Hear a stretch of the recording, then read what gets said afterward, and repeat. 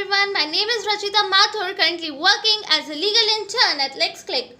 So today I will be discussing on a topic of fraud which is given under Indian Contract Act 1872. So first of all we will look at the ingredients of section 17. The first ingredient talks about that there should be a suggestion as to a fact. Second talks about the fact suggested should not be true. Third, the suggestion should have been made by a person who does not believe it to be true.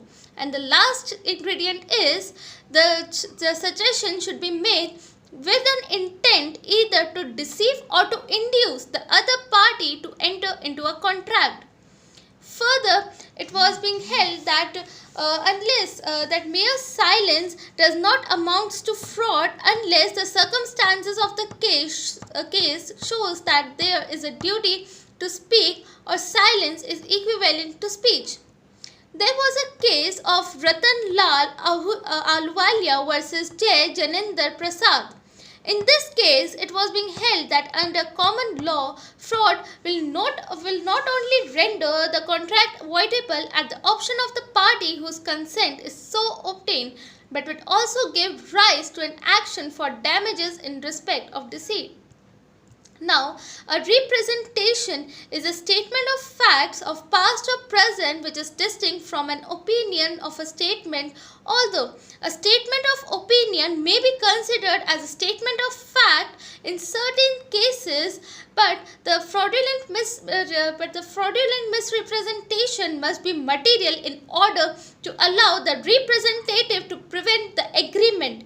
That is, such that it would have affected a reasonable man in choosing whether to enter into an agreement or not.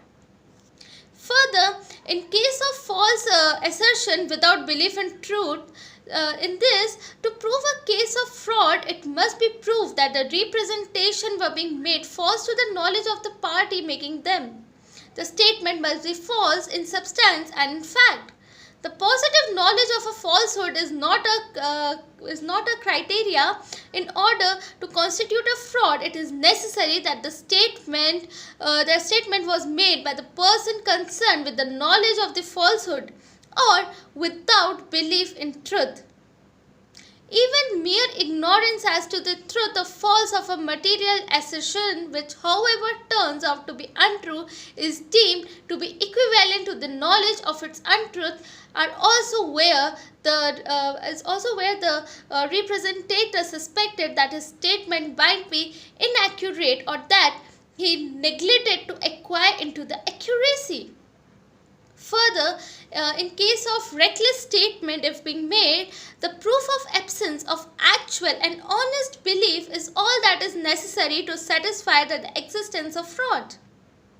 Whether the representation is made recklessly or whether it is made deliberately, indifference or reckless on the part of the representative as to the truth or falsehood of the representation affords merely an instance of absence of such belief.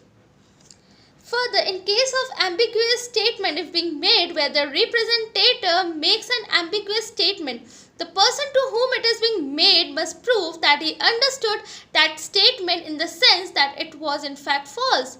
The representative will be held guilty of fraud if he intended the statement to be understood in that sense and if he honestly believes it to be true, but the person relying on it understands it is in different sense once it is being held that the representation was fraudulent under this clause. The exception under section 19 is of no avail, and the question whether the person alleging fraud had or had not the means of discovering the truth with ordinary diligence is immaterial.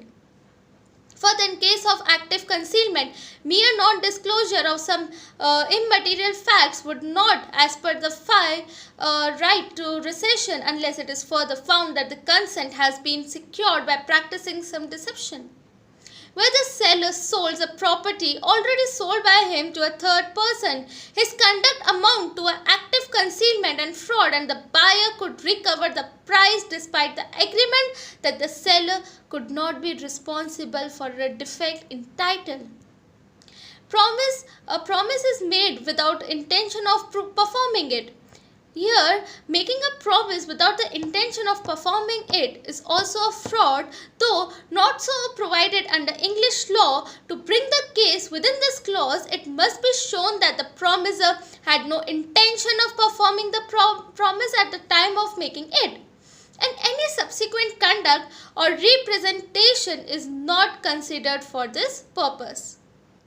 Silence is fraud. Here, silence about fact is not fraud per se unless there is an obligation to talk. If it is equal to expression, mere silence is not a fraud.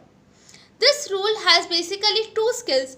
The first talks about suppressing the portion of the known facts may mislead the assertion of the remainder. Although literally true as far as it goes, in such a case the declaration is subsequently incorrect and fraudulent is willing rejection that makes it so. Second talks about commercial use may impose an obligation to disclose some specific flaws in products sold or the like. In such a case, the failure to mention such a defect is equal to a statement that there is no such defect.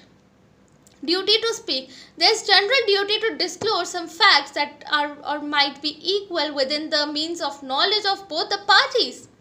In case of no fraud, if the party alleging fraud has the facts before it or had means to know them, it could not be said to have been defrauded even if a false statement has been made. Further, a contract can't be merely on a trivial and inconstitutional misstatement or non-disclosure. Further, the effect of frauds under contract can be a contract when consent to which obtained by a fraud is voidable under section 19. The party deceiving has the option to affirm the contract and insist that he put in the position in which he would have been if the representation were true, or he may rescind the contract to the extent it is not performed. In case of fraud, some damages are being provided if where a contract is induced by fraud and the representee is entitled to claim rescission damages or both. He would be provided with a remedy by way of such suit if restitutio in integrum is not possible. The principle is applicable in asserting damages for fraudulent misrepresentative has been stated under a case, and name of the case is Smith New Court Limited versus Scrimgeour Vickers Limited. Here, the defendant is found to make a repartition for all the damages directly flowing from the transaction. Although such damages has not foreseeable, it must have been directly caused by the transaction. In assessing such damage, the plaintiff is entitled to recover the way of damages, the full price faced by him, but he must give credit for any benefit which he has received as a result of a transaction. As a general rule, the benefit that is being received by him into the market value of the property that is being acquired at the date of the transaction, but the general rule is not inflexible, applied where to do so would to prevent him from obtaining full compensation for the wrong suffered. Plaintiff is entitled to recover some consequential loss caused by the transaction. Further, the plaintiff must take all the reasonable steps to mitigate the loss once he has discovered the fraud. Thank you.